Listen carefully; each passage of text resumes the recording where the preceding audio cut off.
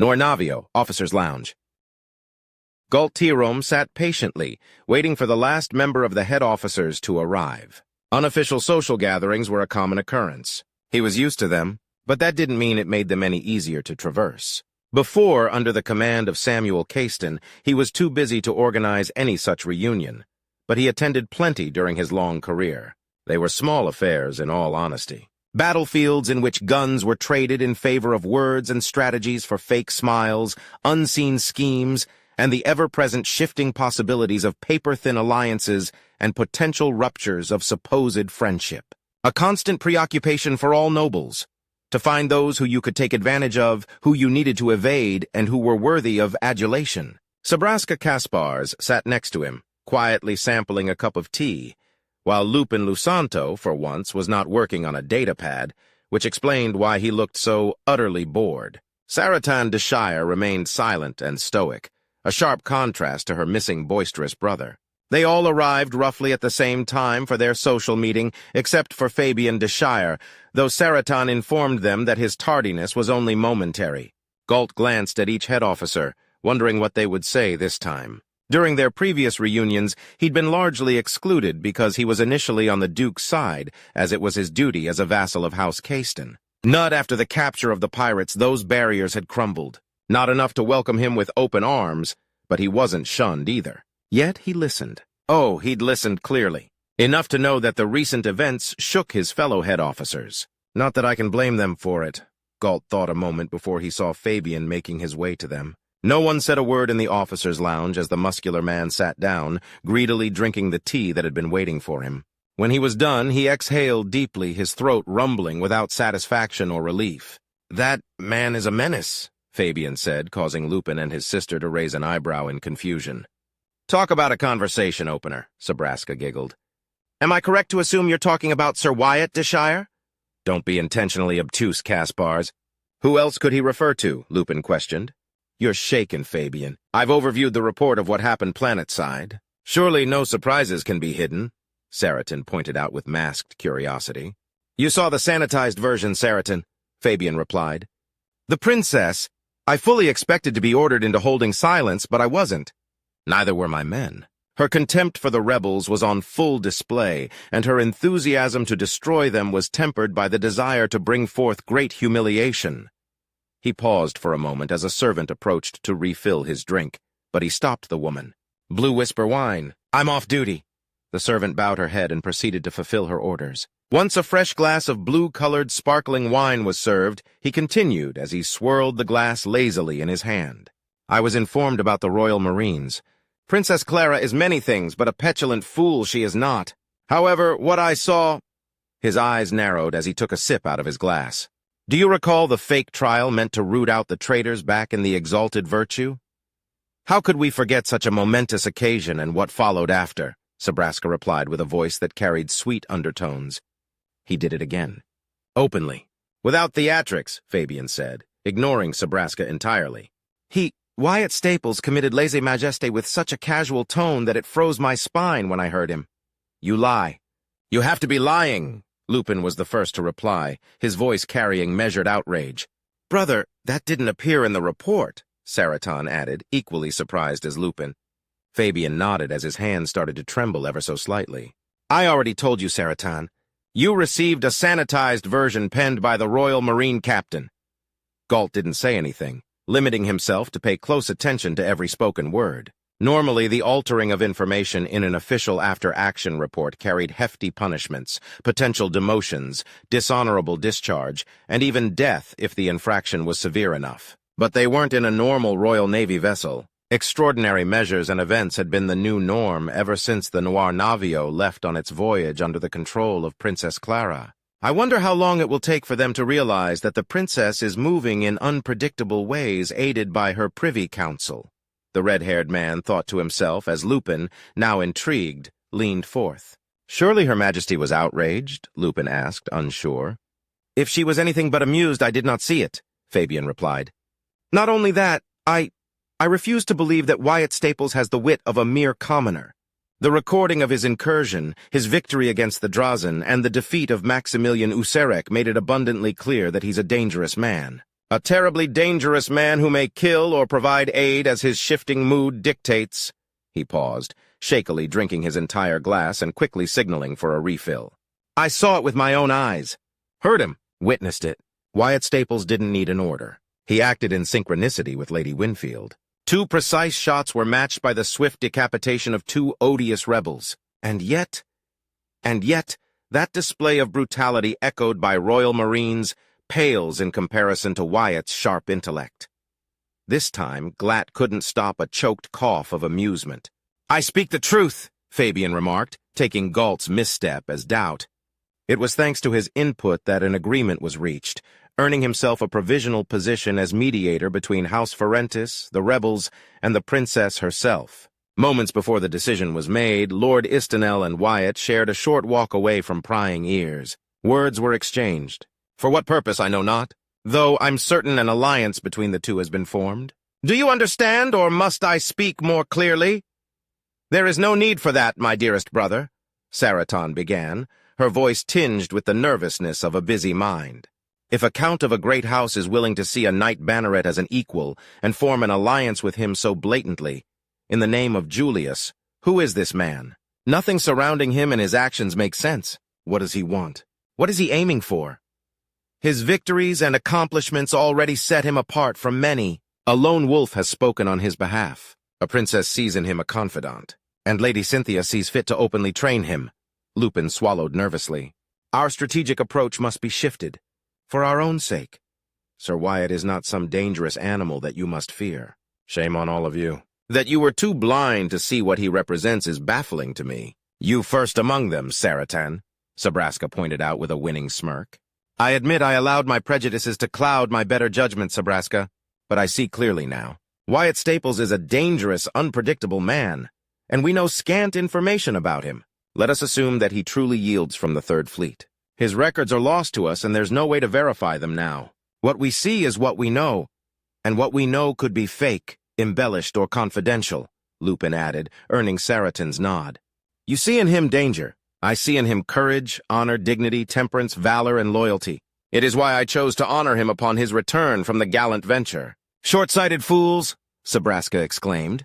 Galt narrowed his eyes. Ever since Wyatt helped his fellow head officers with the proper motivation to act in line with the princess's desires, they had been wary of him, seeing in the pilot a potential rival, except for Sabraska. Instead, he'd taken notice of her odd behaviors whenever Wyatt was involved in a conversation or in the same room. But now those fears were realized in their mind and shifting into something else entirely, or in Sabraska's case, what appeared to be a growing infatuation. However, within him there was no uncertainty. They were making the same mistake he almost made, painting Wyatt as something he was not.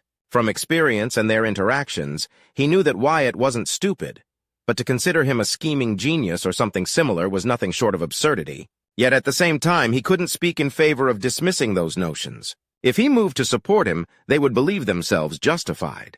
They would double down if he argued against him and stubbornly believe in even more ludicrous things. As a small, silent favor to him, Galt chose to remain silent and do the next best thing available to him at the moment. He kept his mouth firmly shut and once more limited himself to letting his fellow head officers tire themselves out, whilst enjoying a lukewarm cup of tea. Noir Navio, unknown.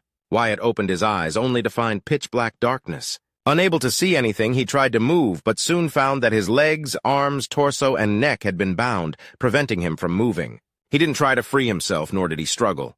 The last moments before losing consciousness were present at the forefront of his mind, and he knew that if the Royal Marines were involved, there was nothing he could do to free himself. And even if I could free myself, I wouldn't stand a chance against a single one of you, he said without fear into the darkness. Does Clara know what you're doing? Not at all, the voice of Milcades replied from all around him. She doesn't know and doesn't need to know. This matter only involves you and us, Royal Marines, Wyatt Staples. Wyatt tried to pinpoint Milcades' position in the darkness, but simultaneously his voice came from everywhere. I don't suppose I'm here to be executed. No, but we promise you, Wyatt Staples, that pain will be involved, Milcades threatened. Wyatt groaned. Can't you just kill me instead? I hate pain. My, you're rather insistent on the whole dying part, Milcades laughed, and several others mirrored his laughter. One by one, the laughter died until silence returned.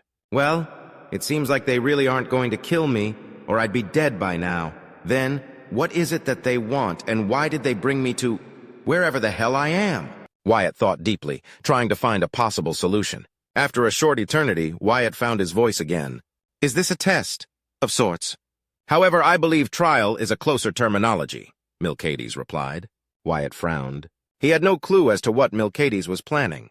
Trying to extract more information from him seemed pointless, so he opted to take his only remaining option. What must I do? Ha! Eager as always. Ready to face and overcome whatever obstacle is in your way, Milcades praised. A second later, the darkness ended, and a blinding light forced the heterochromatic-eyed man to close them tightly. After a few seconds, he slowly opened his eyes, his vision returning to him. To his surprise, Wyatt saw Milcades standing barely 2 meters in front of him. His restraints were removed, and the silver-haired man offered him a hand to stand up.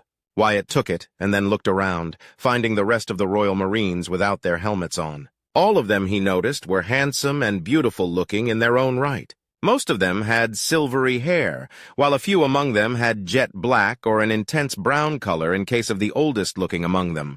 Their vibrant, piercing, intense eyes were either orange, silver, blue, or red. Their postures spoke of a relaxed stance, but he knew better.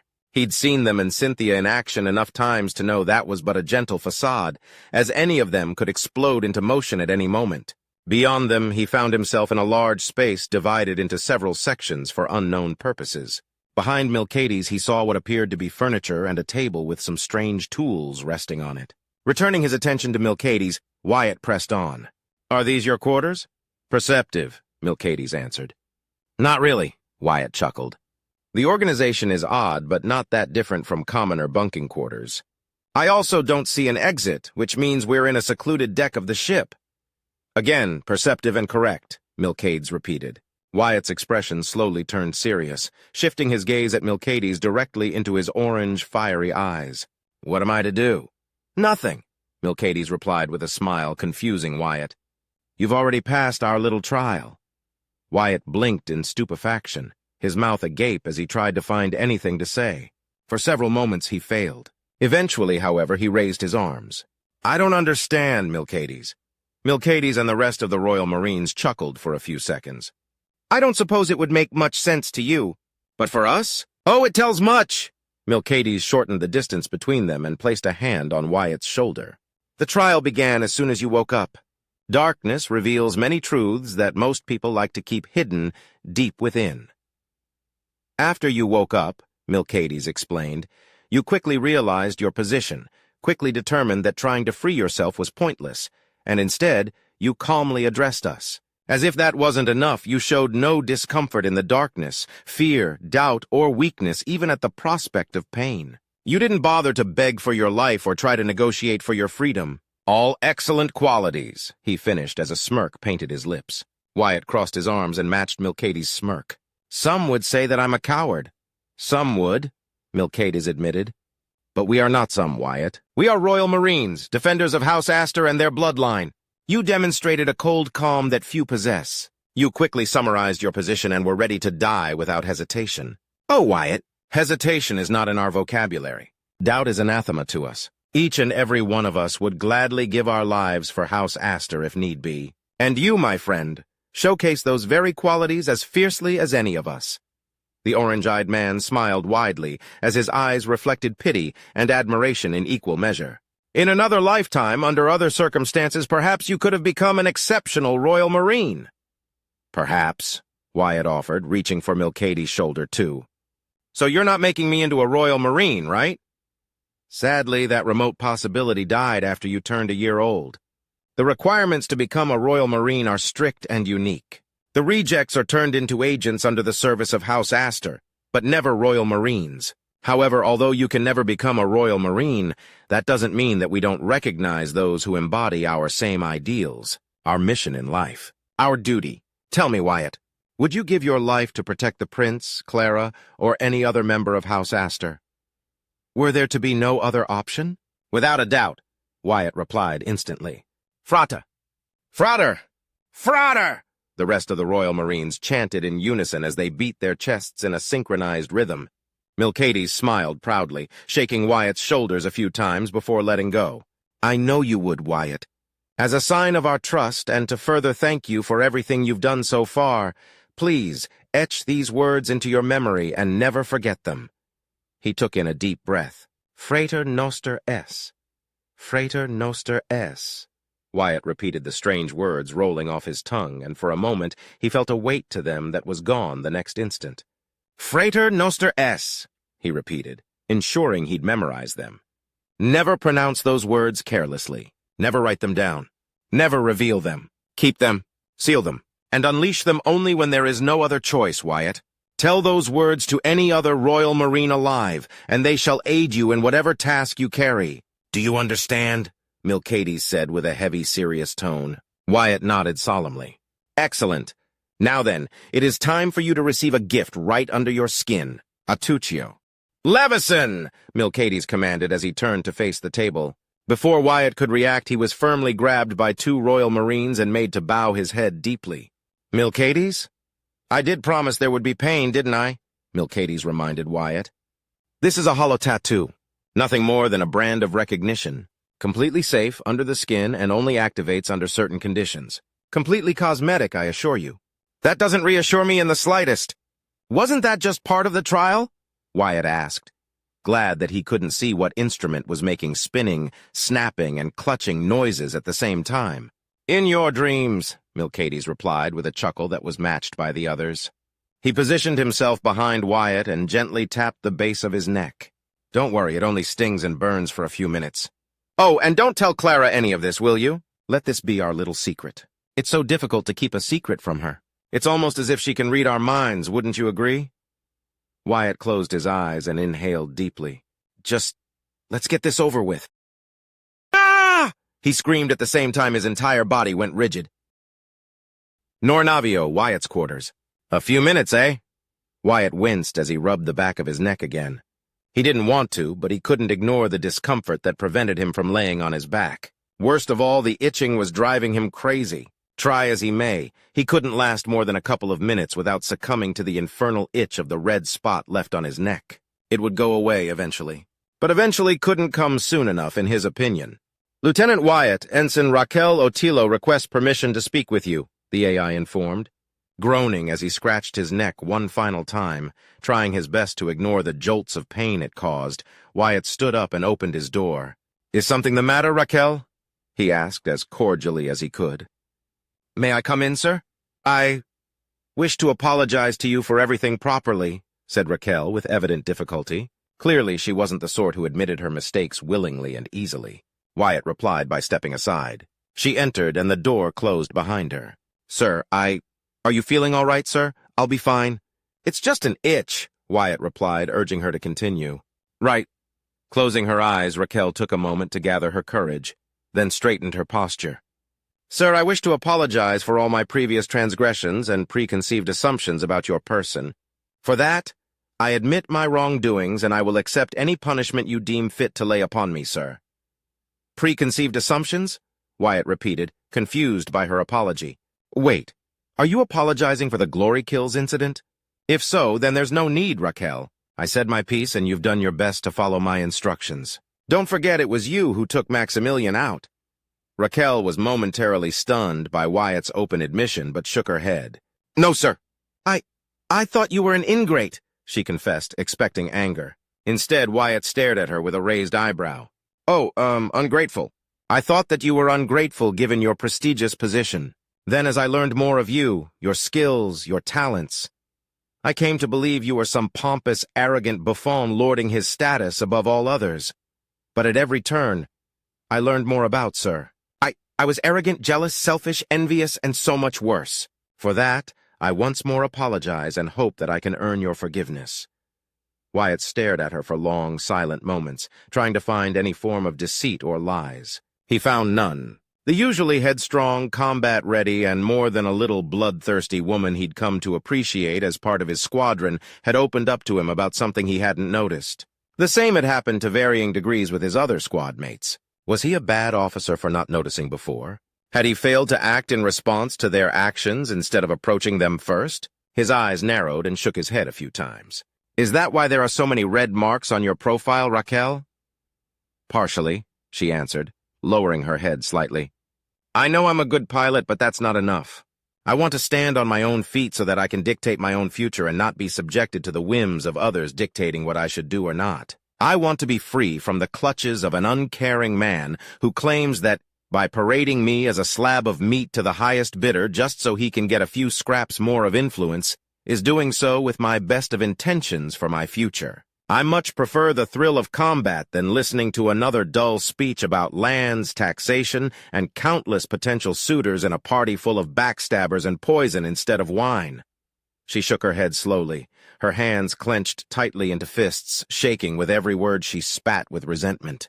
Too late she was aware of her mistake and closed her eyes in shame. I apologize, Lieutenant. You must believe I'm a selfish harlot.